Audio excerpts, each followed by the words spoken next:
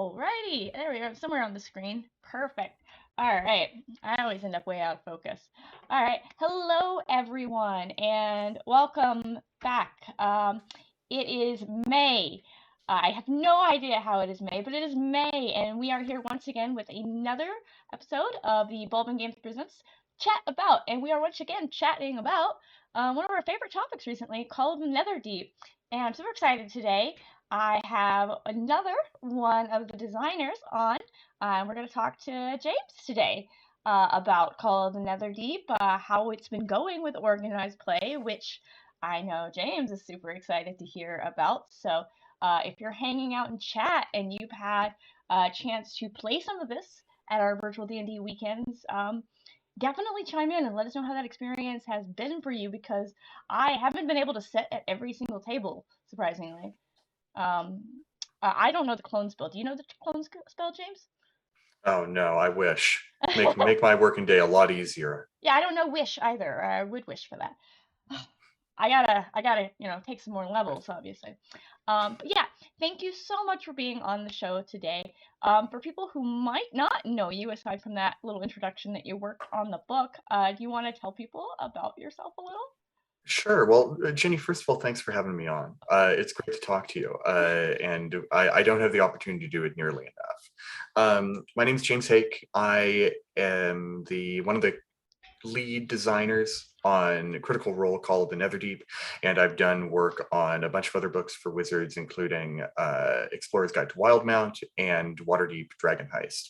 I'm currently the senior game designer at Ghostfire Gaming, working on their exciting new Fables line, adventure path style series for 5th edition, currently set in their dark fantasy world of Grim Yeah. Hollow. And I've done work for a bunch of other folks. I used to be with D&D Beyond, did stuff with Kobold Press. I mean, it is all, it's all in service of the next cool story, Did you work? which in this case Did is you? called the Netherdeep. Yeah, Yes, yeah. go Did ahead. you work on the Aurora Kickstarter that just launched for? No, I didn't. My pal Sean Merwin, who's Yeah.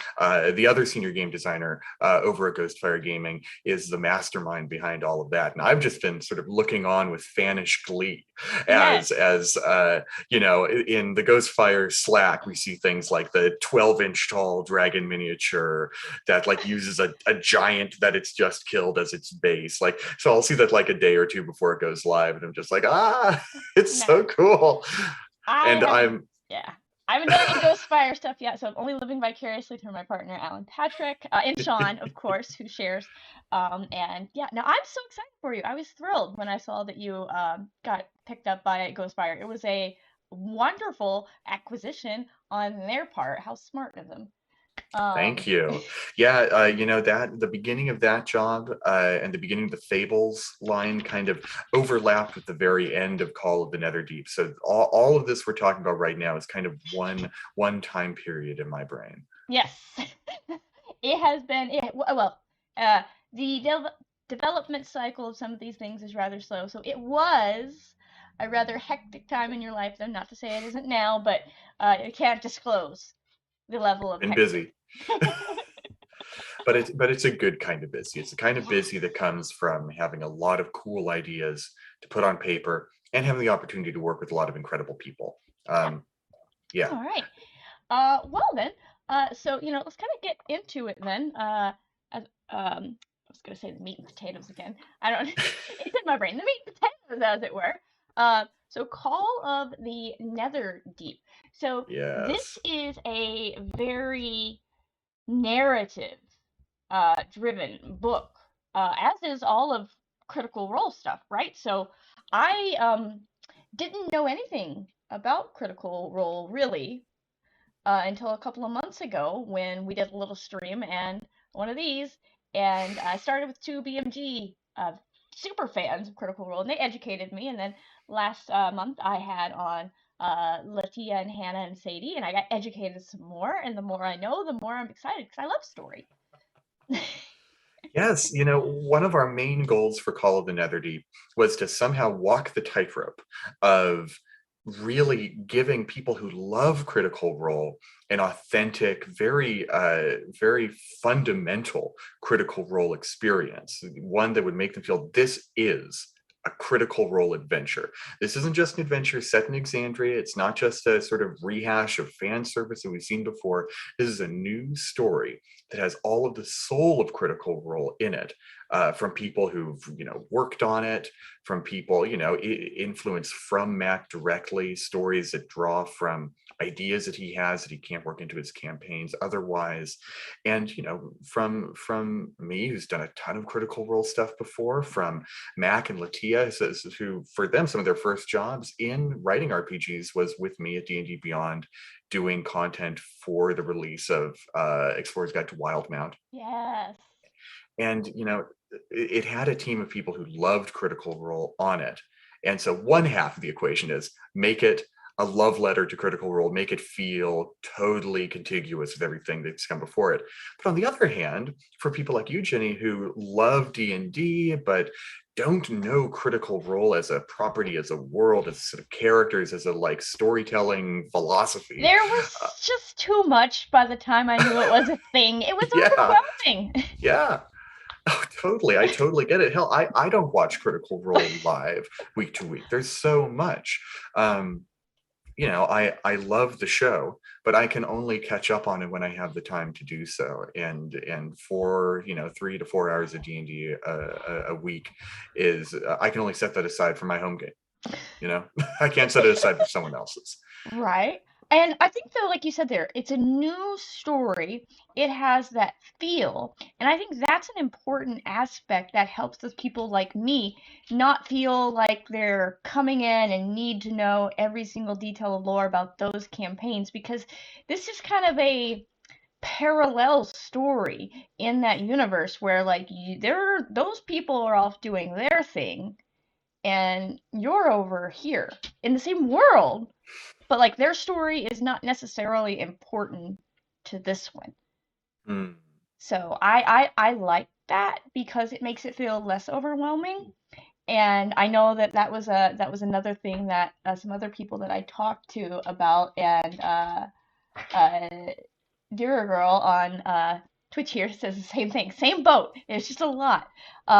So kind of getting into that, like, where do you even begin to decide like what part of Xandria are we going to? Mm. And how are we putting together a story that's going to be for more than just the critical audience, the core audience of Critical Role. Let me get my words in order. The core group. There we go. This is a really good question. I'm gonna just put a pin in it for a Yeah. second and talk about something very adjacent, which is when the cover of this book was released. The cover features a main sort of semi-divine character in the middle, and then surrounding him are 5 rival NPCs who featured really strongly, not just in this book's marketing, which they did, but also kind of in my main sort of design philosophy in making the story. One of the rivals in particular, a water genasi with Orcish heritage named Iojabe, got a lot of press from fans online because they thought she was the daughter of Ford and Jester, a half-orc and a tiefling with water genasi heritage from campaign 2. Who ended up getting together at the end of that campaign arc. And this book is set in a kind of nebulous time frame. Right. We like to say, oh, it's kind of around the beginning of campaign 2, but that never made it into the book because we wanted to be very open and expansive and free for whatever time period people want to put it in. And so we just kind of kept mum for a while about it because in the in huge scare quotes canon of this book, Iojabe is her own person. Her parents are unimportant to this adventure. They're a pair of orcs who live in the town of Jigao in Wildmount, and she has her own story separate from them. But because of that, if you really wanted to make her Jester and Ford's daughter, her parents are irrelevant to the story being told here. And we avoided anything like that because we didn't want to just kind of do hollow fan service to fans of Critical Role. We respect the fans' intelligence a little bit more than that. It was like, well, if you want that, you can do that, but we're not going to, sort of wave the shiny of, look, it's this character. Don't you like that? Um, uh, I'll admit I did that once, but that was for my gratification, not for anyone else's.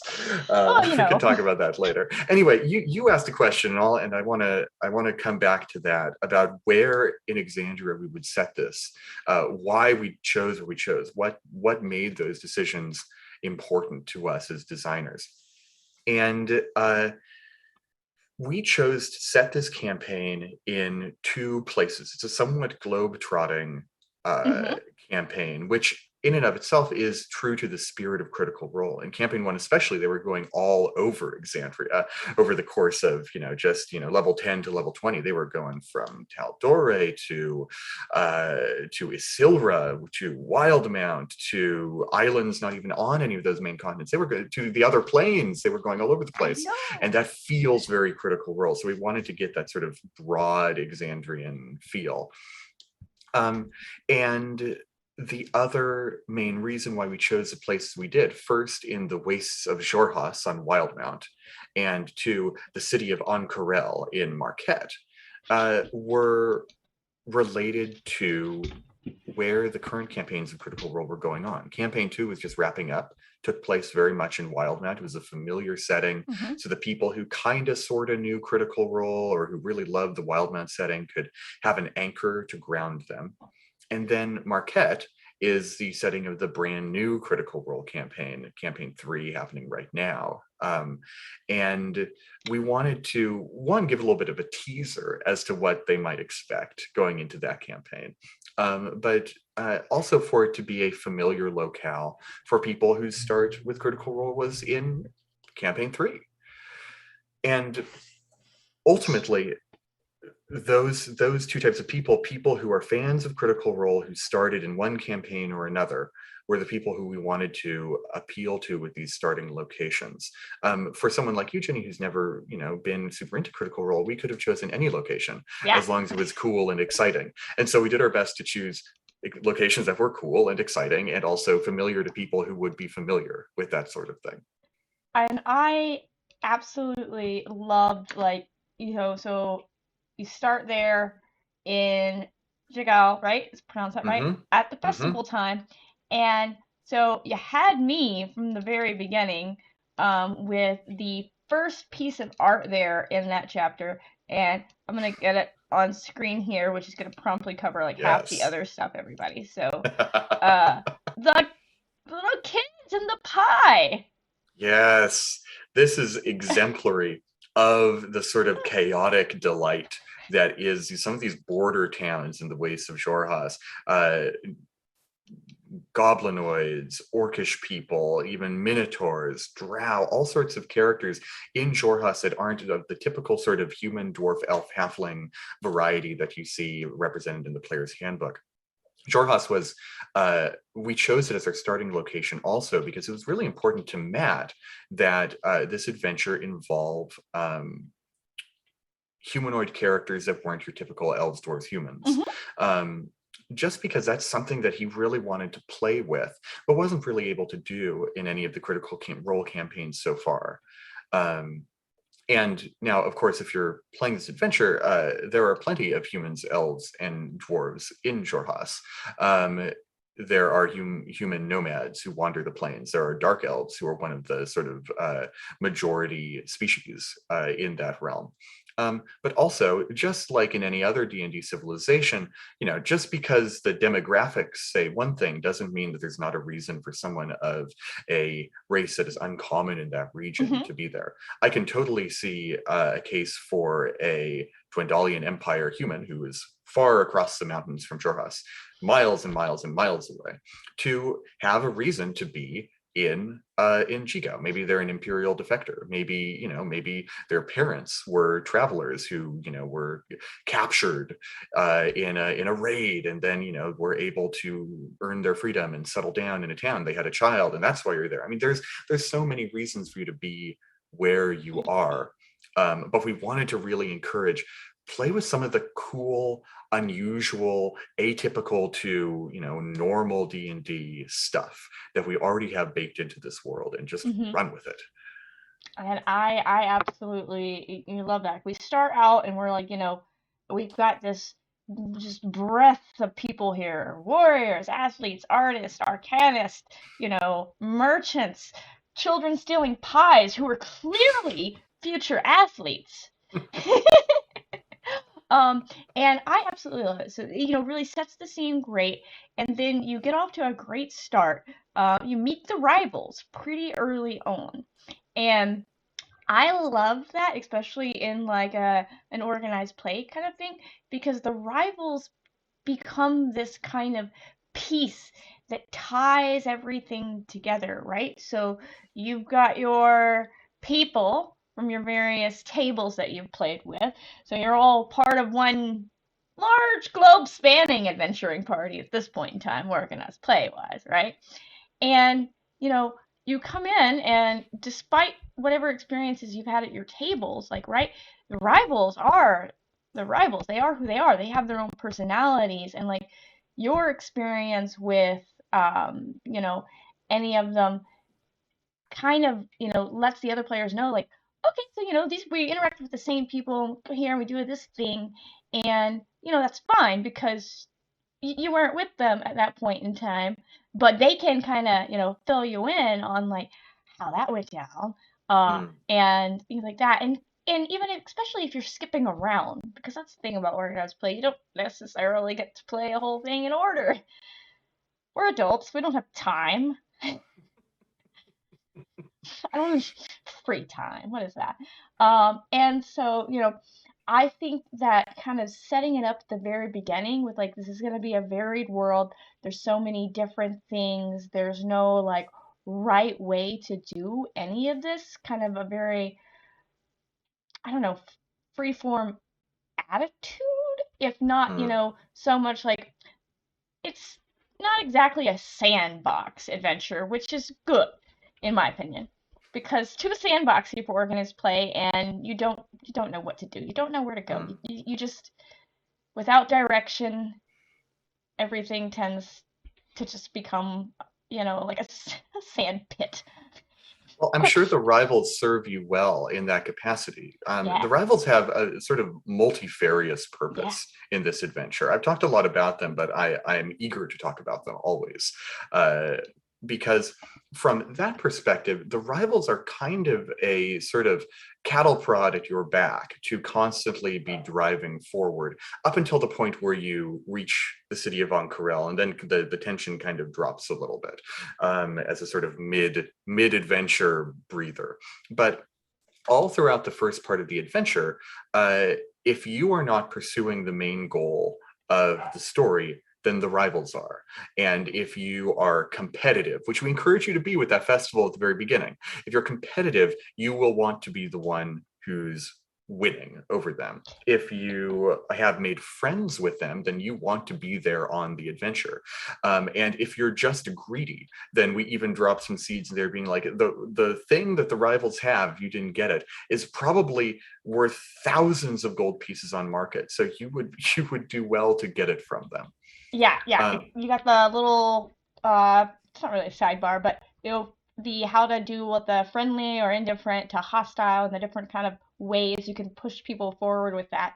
And I really love that. Like from the DM perspective, I was like, hmm. oh, here is the ooh, we're going off course. How do I gently steer this boat? Ah, good news. I have several oars available. Hmm. Um, Um, in addition to all of that, one of the things, speaking of the soul of Critical Role, one of the things that gave me, of all the ideas that we talked about early in development of what makes an adventure or a story feel like Critical Role, one of the sort of interesting elements that we settled on was a story that is heroic and yet also morally complicated. And this is something we chewed on for a while, because if you look at the Mighty Nine or Vox Machina, these are people who do grand, legendary, debatably heroic things, Mhm. but they're kind of jerks. They're not shining paragons of justice. They might liberate Whitestone from a undead scourge and kill their vampire overlords, but it wasn't really because like it was the right thing to do. It was because one of their party members was a deposed noble and desperately wanted vengeance so badly he kind of took a demon inside of him to guide his bloody hand. And so it's like, okay, well, you did the right thing, but did you do it for the right reasons? I don't know. Maybe, but also maybe not. And basically that became the core of this adventure's story. I don't want to spoil kind of the main antagonist or the final dungeon Oh or yeah, the no, final totally. boss fight or anything like that, but like that sort of question, that moral tension that winds its way subtly through all of Critical Role. Are you doing the right thing? Have you done well by other people by going on this quest? Did you may have done the right thing, but did you do it for noble reasons? Why is this happening? Why are you doing this? What is your motivation as adventurer? That is core to what we've done here, and the rivals test you on that every step of the way because they want this too, and they can kind of serve as a mirror to your party. Look at them, see the things they've gone through. When you reach chapter 3 of this adventure, you go to a kind of grim and desolate place. We've shared it. It's a city in Jorhas called Bazozan, which is a dark and demon infested sort of military outpost that a city has grown around. Hmm. And when you see the rivals there, you can see the weight of this place and the stuff they've gone through, the people they've had to kill along the way on them. And I really hope as a designer that if the players see that, they will stop and think for a moment, how are we feeling right now? How are we feeling about the stuff we've had to do to get to this place? Did we commit any sort of morally dubious acts? Are we okay with that? Are we okay to keep doing that if it's what's necessary for us to get through here? And yeah, I think that goes to a great question that I got from I got on the side question here. So Go ahead. do you Side quests galore. yeah, do you believe that the players should be heroes in this adventure? Like, is Mm. that, and this is your personal opinion. Ooh, oh, this is a very good question because yes, this adventure was designed to permit a sort of unheroic party to get all the way to the end of it. And if you ask me, there are two really interesting endings to this adventure. Hmm. There's three endings in total, and the third one is fine. But there's a really good one and a really bad one, and I love extremes. I love the sort of perfect, happy, you manage to save the unsavable man sort And of they lived ending, happily ever and they after. lived happily ever after. It's a beautiful piece of art. I mean, it's wonderful. For I also wrote the best ending for Descendant to Avernus, where you save Zariel and everything is perfect. And I was like, oh, I love I this did heart, not. We did hearts, not hearts, do hearts. that. We did. But also there is an absolutely disastrous ending where your actions will kind of cause the fate of Exandria to suddenly hang in the balance. Mhm. And it's something that is kind of beyond the scope of our adventure. And indeed, kind of as a philosophy, I don't think that super duper high level adventures are really something that's publishable. I think that is in the hands of the dungeon master at all times because the party gets kind of unpredictable at those high levels. All right, Um, we're gonna have to have you back to talk about high level content. That is like that's just yes, yeah. yes, please. I could talk for an hour about that alone. But We got a I lot of think opinions about that in our group. I think the most interesting ending of Call of the Netherdeep is the one where everything uh, I'm about to curse, where everything Yeah, just goes to hell. I I was about to curse worse than that. potty mouth. So you're okay. When everything goes to hell at the end of the worst ending of this adventure, I think that's the most interesting one because it sets up a really wild story that a DM can capitalize upon. And I think you're most likely to get the worst ending if you play a bunch of bastards in this Yes. campaign. And for that reason alone, I think there's the potential for a lot of fun if you just play terrible people. You can fall in with a really nasty crowd once you get to Ank'Harel, or you can fall in with a really good and sort of noble crowd. And I think it's probably going to be something like 95% goes with the good guys and 5% goes with the really nasty evil guys, just because that's some people want to be contrary.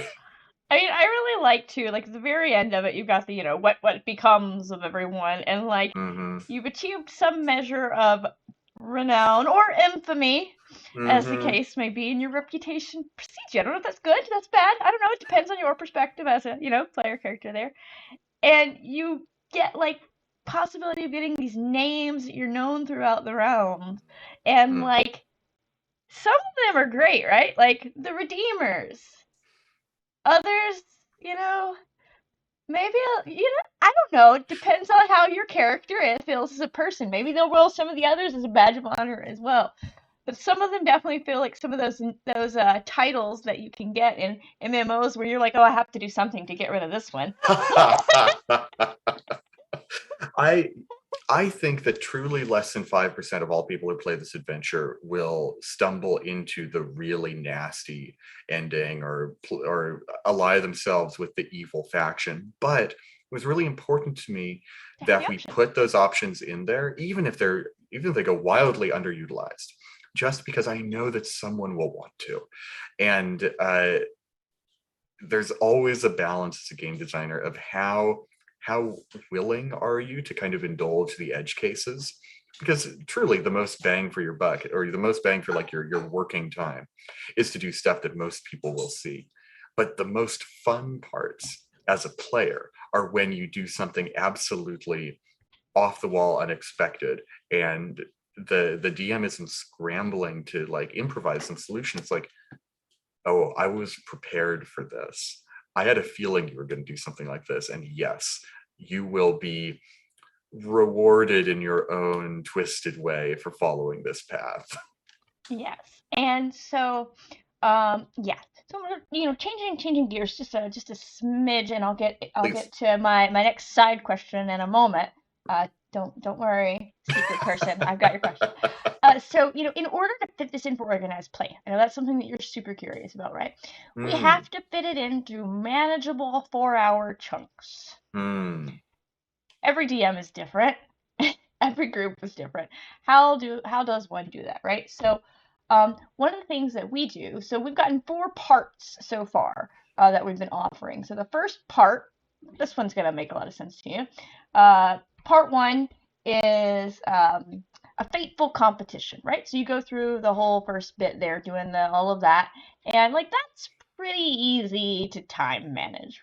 Hmm. We put together module guides for each part, and we have DM walkthroughs that Ted and Spencer lead. Those are slightly less Baldman.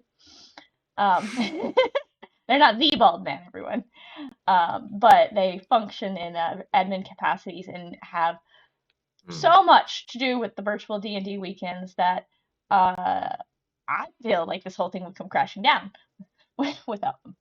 But um, I still love you too, Dave. Part two, we split that up into something we call the leave taking, and then part three, no time for pleasantries. Part four, betrayers rise. Now, Hmm. based on those names, I don't know if you can kind of puzzle out how we've split up the book so far. We're Well, not so far very it seems like each chapter has gotten its own part. kind of so far, it's kind of working out that way. It doesn't quite fit in there, in that we're thinking we're going to have 10 parts, and as you can clearly see in the table of contents, everyone, the book has 7 chapters. Um, some of the chapters, like once we get to Ank'Harel, we're probably not going to fit the whole chapter in a part. We're going to do it in 4 hours. So we're doing Unlikely. good so far, right? We're off. Once we pass part four, it begins getting kind of um but yeah, so we put together some general guidance, like, when you get to here, these are the things that you need to kind of address, but kind of gloss over them and get past, because these are kind of the important things to the story that the players need to understand. And, here's where you can let them role play more. Here's where you need to be like, okay, and let's move along. And I think that's kind of like time managing one of these books is probably the biggest change that we put into it for organized play, aside from, of course, some standardization around like, well, you can't have super broken items. Although, of course, we did let everyone come into Call of Netherdeep with that gem. Yes. Yep. We'll just throw a vestige of divergence into your hands at the end of chapter 1. And it's for the party to share. Fine. It's fine. Yeah, only one person at your table can ever have it. Don't everybody fight over it at once. Which yes, parts 3 and 4 actually are both in chapter 3.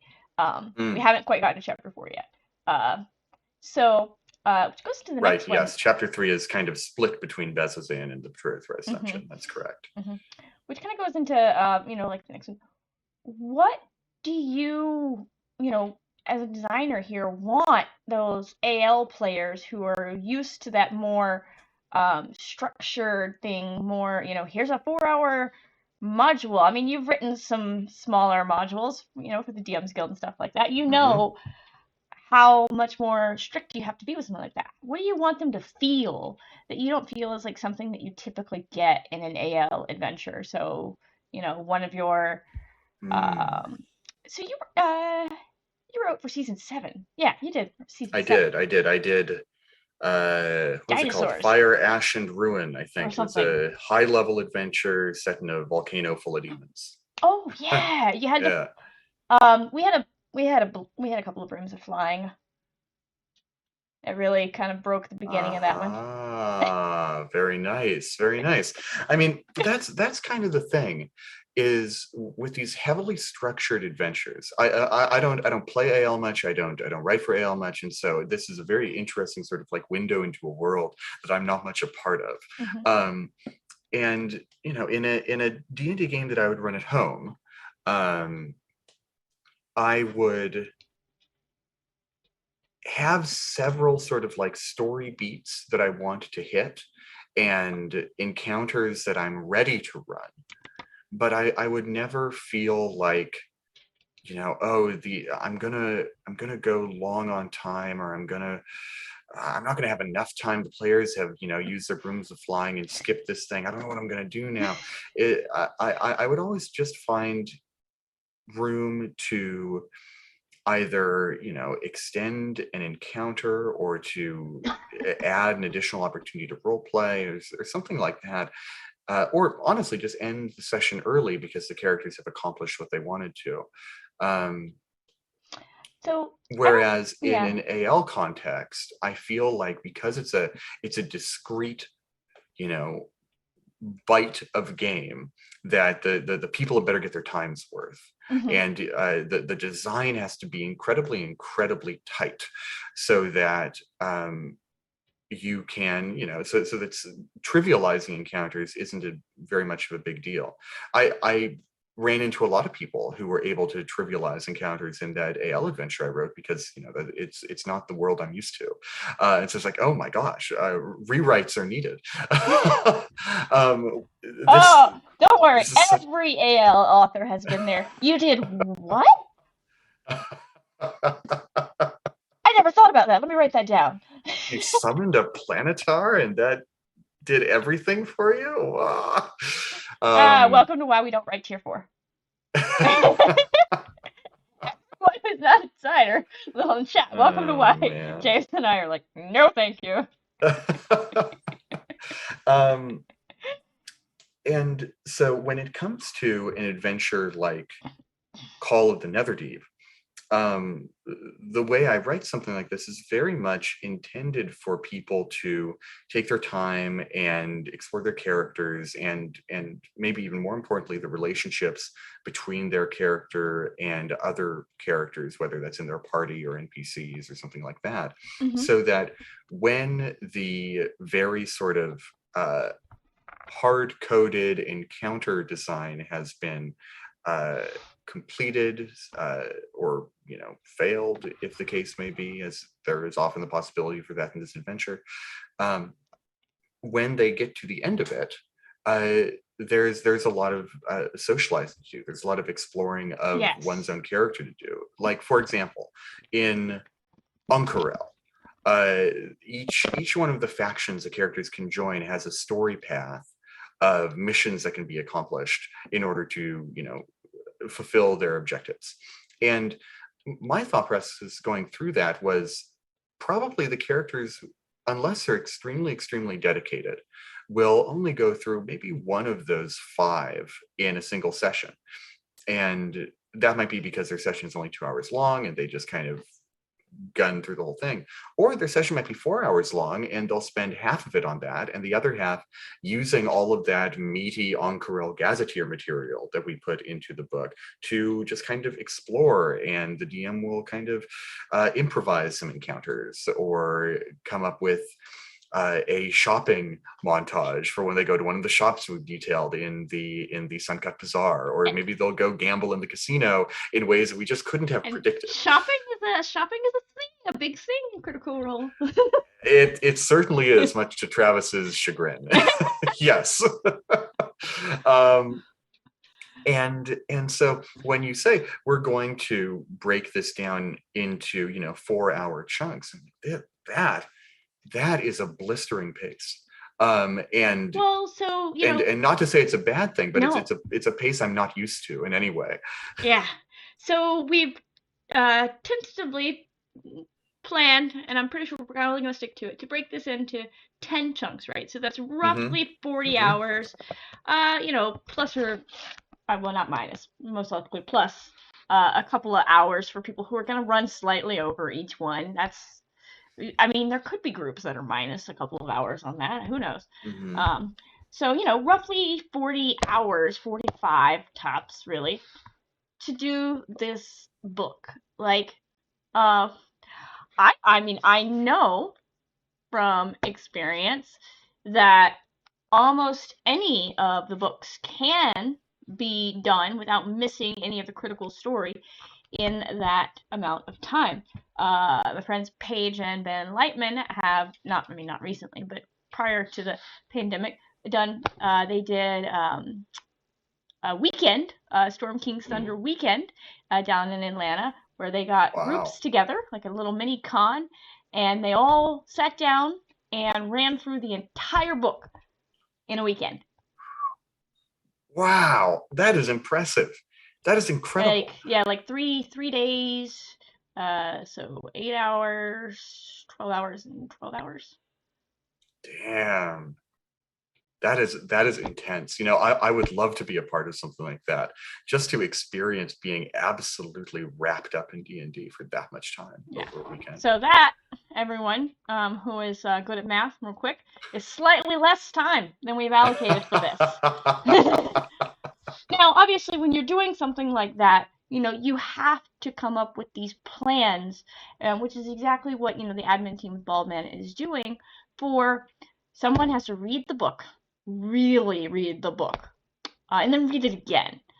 And then we all talk Then together a about, third like, time for good measure. oh, yeah, we have multiple people doing the reading, so the third time we can all just come together and be like, okay, so my, what I got from this and what was key out of this are this is the core outline of the story, and its branching core story points as well. And, like, this is what we need to hit. There's a lot of other stuff here, and you can put as much of that in as you have time for.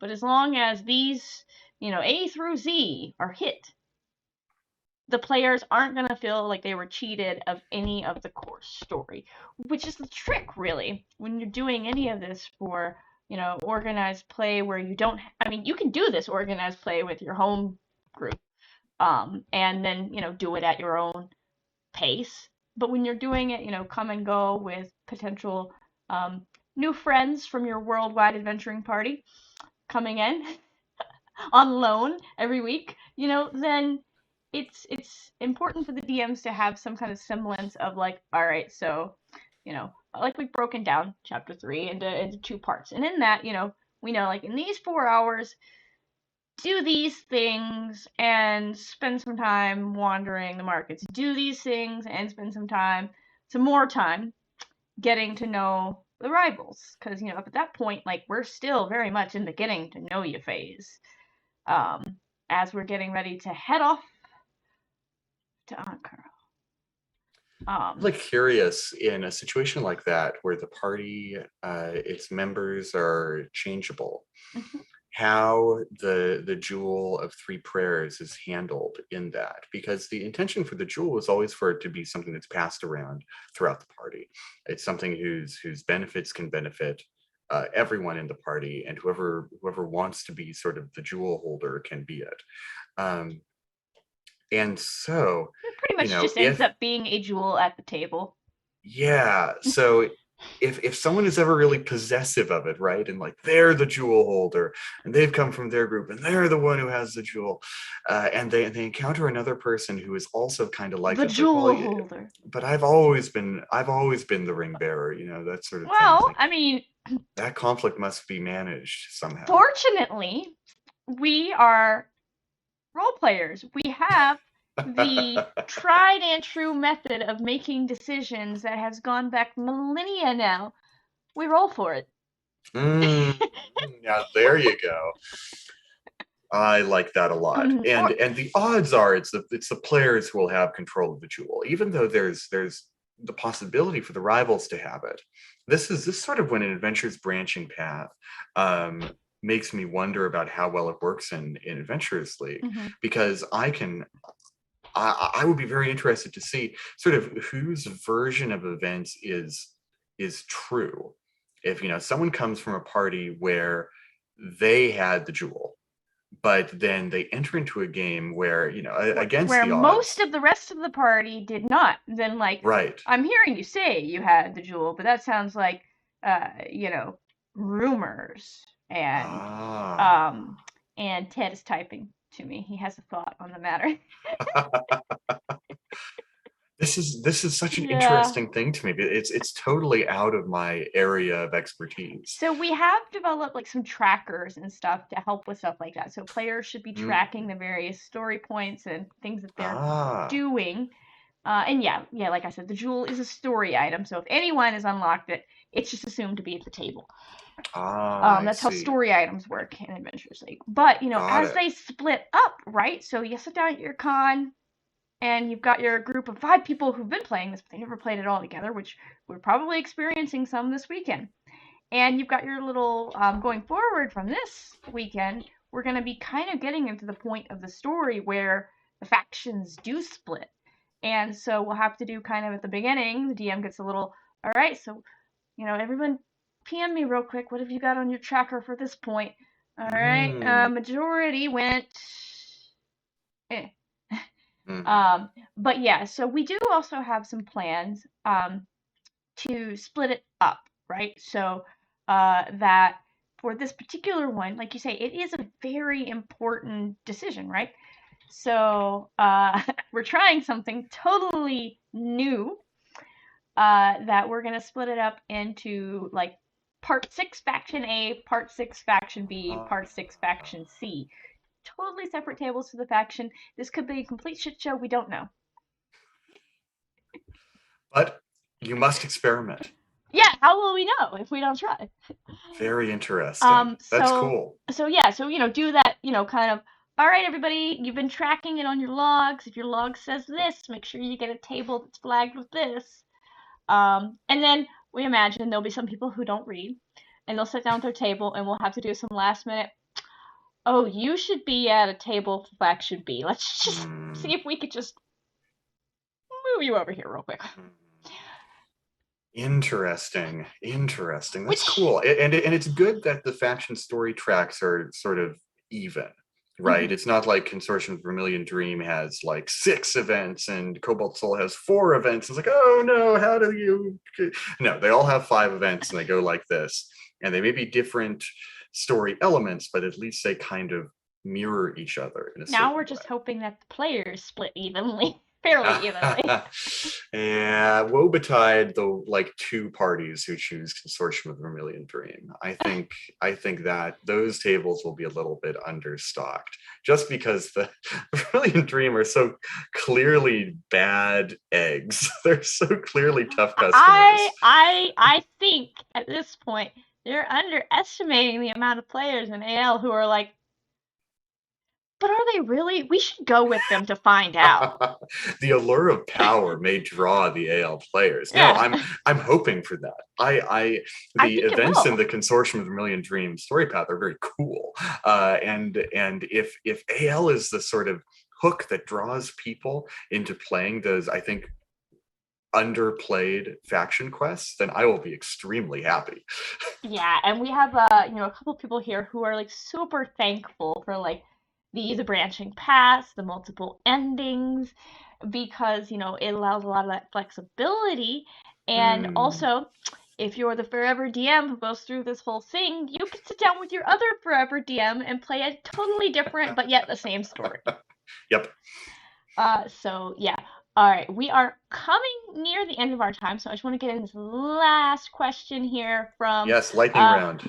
a question here from Ted, and then take any questions that chat has. So if you've got your burning questions, start tippity typing them, and then any questions you have, and if I think of any more, I'll also say mine. But last one from Ted. Ted's question: um, Do you see, and I'm sure you hope for at least, a chance for additional Xandrian adventures in the near future, whether that be, through Darrington Press, through Wizards, through I don't know, whatever avenues there are. Critical Role has a huge head of steam. And I don't know if it'll be through Wizards. I don't know if it will be through Darrington Press. I'm not doing any more freelancing right now while I'm working with Ghostfire. So whatever Yeah. happens, they'll be doing it without me, which is a sad thing to say. But I've made my mark on Exandria, and who knows? Maybe I will again in the future. I'm happy to have contributed in the way I will, and I know that Matt, bless his busy, busy heart, will find ways to keep telling awesome stories, even outside of the main campaign. Yes, of course.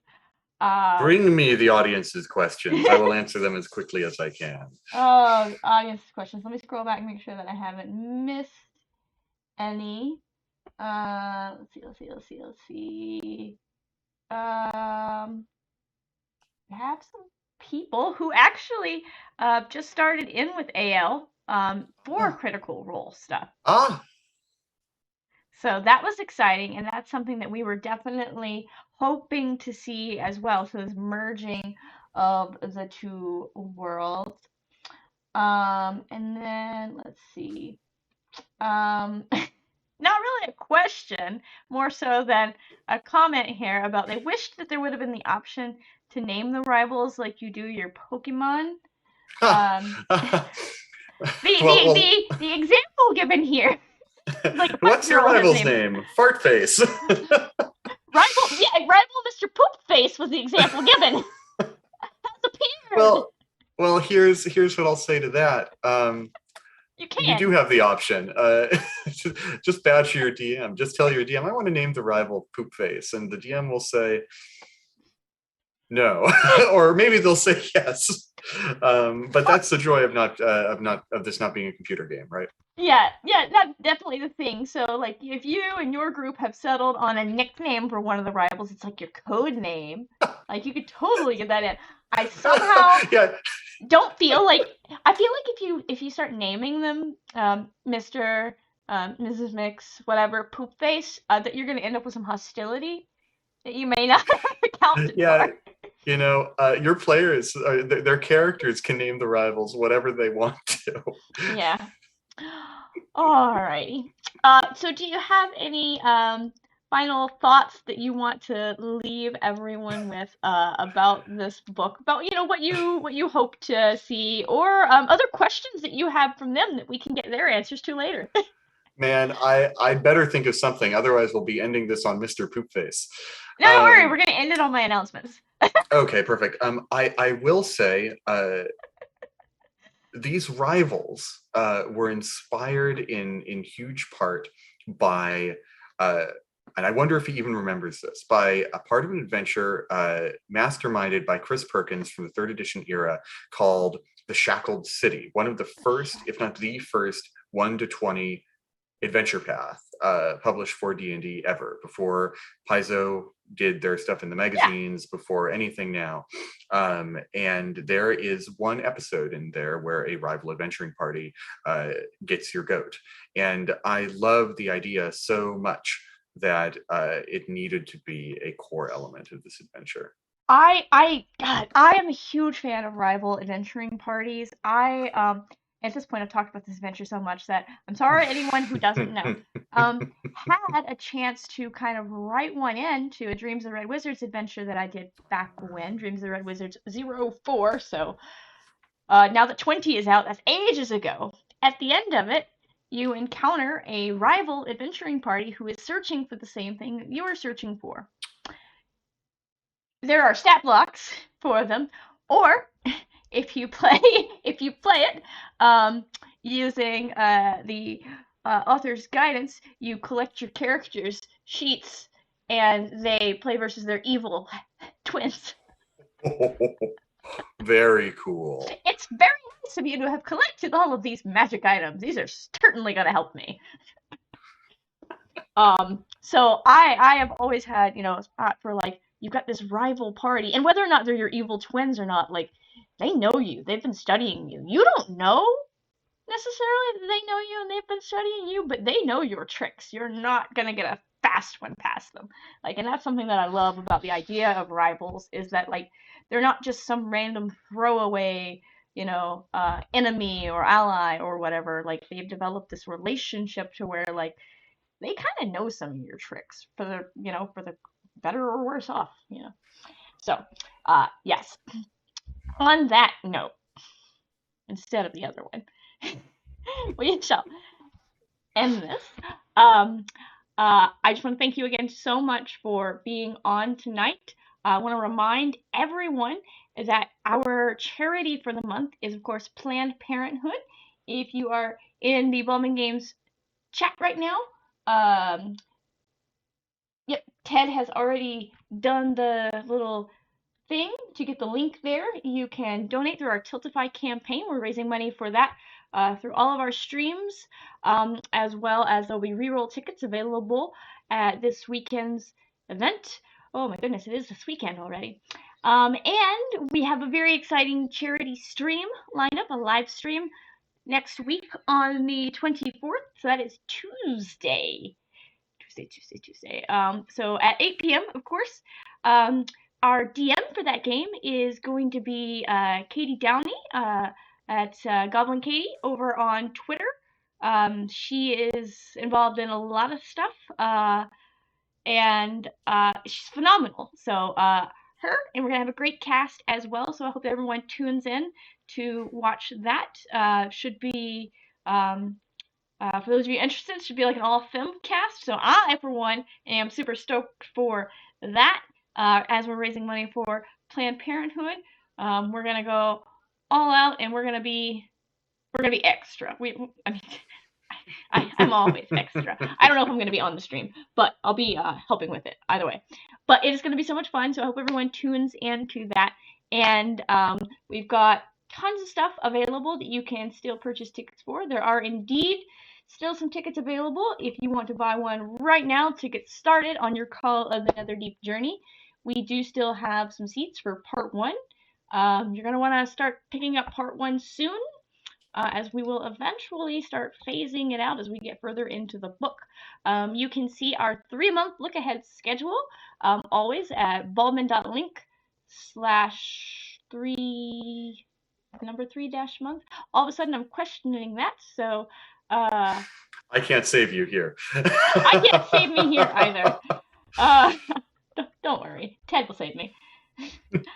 Ted, help us, Ted. You're our only hope. Help us, Ted. You're our only hope here. Because Spencer's, of course. Spencer is seeing the Multiverse of Madness right now, so it's unavailable to help me with said links. I actually totally have them somewhere around here. Streaming. BMG streaming. There we are. Perfect.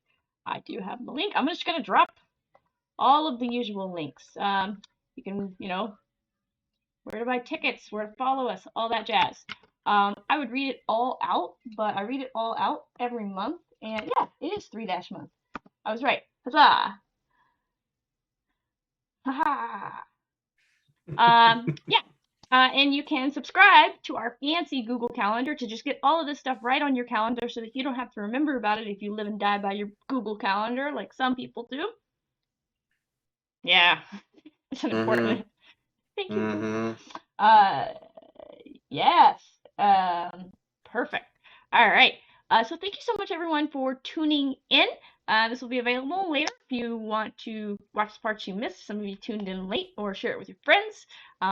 And we will have you back on sometimes, James, to talk about high-level adventures and why they are both amazing and suck. You absolutely must. It was a blast. Thank you for having me on. And thank you, everyone, for tuning in and listening to me run my mouth off. They do it for me every month. Alrighty. Well, thank you so much, everyone, again.